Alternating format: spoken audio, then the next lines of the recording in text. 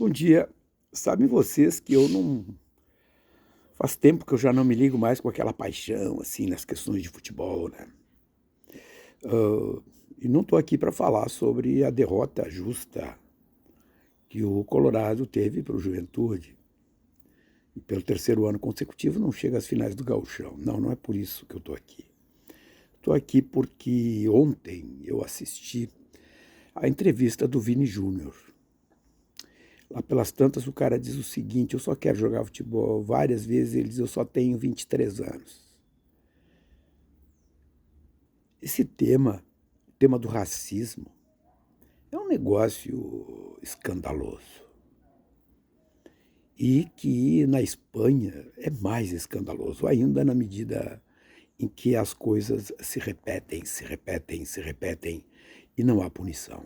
E o rapaz, pensa em vocês, um rapaz de 23 anos tem segurado no peito essa luta que deveria ser uma luta dos brancos, porque o racismo é praticado pelos caucasianos, pelos brancos, por aqueles que se acham melhor por conta da cor da pele.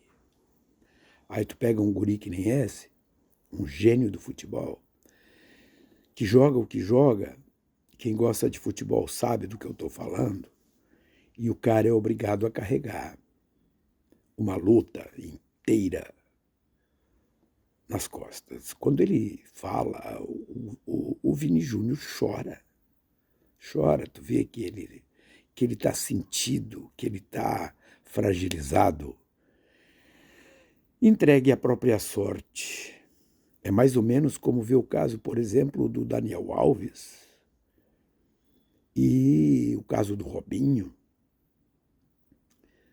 E tu não enxerga, tu não vê, tu não ouve uma palavra dos machos jogadores de futebol, da CPF, dos clubes.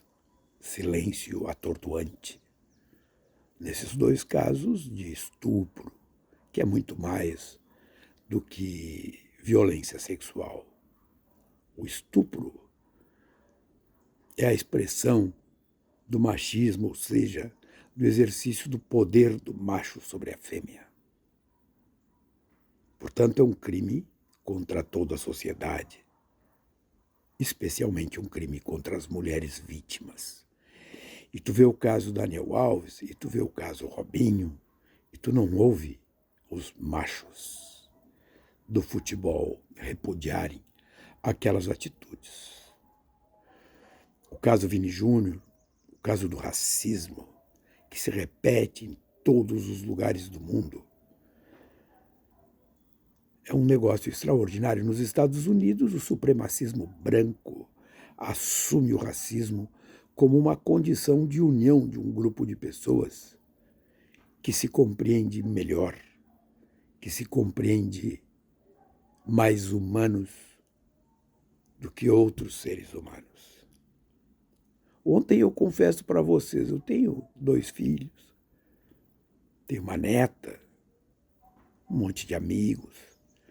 Quando eu vi aquele rapaz dizer, eu só tenho 23 anos, confesso para vocês, a vontade, sabe qual era? Se eu pudesse, né, cara, é dar um abraço no cara, pronto, um abraço, um conforto, que é o que ele precisa. Mas nós precisamos muito mais do que o abraço dos amigos, o conforto daqueles que estão no nosso entorno.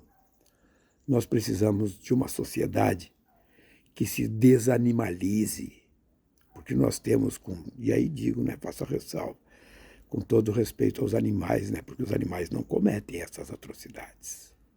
Mas falo animalizar no sentido de conter esses ímpetos culturais que discriminam, que impedem a inclusão. Uns dirão, é papo de comunista.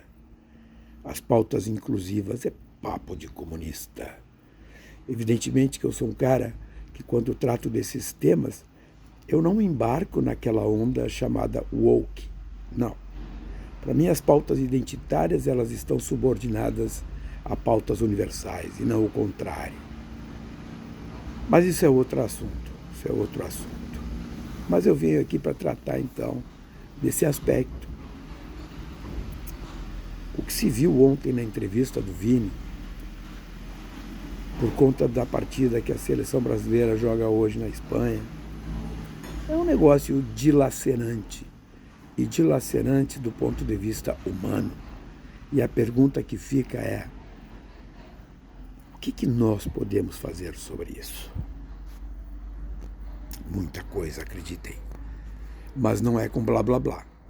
É com atitude. Racismo é um crime contra a humanidade.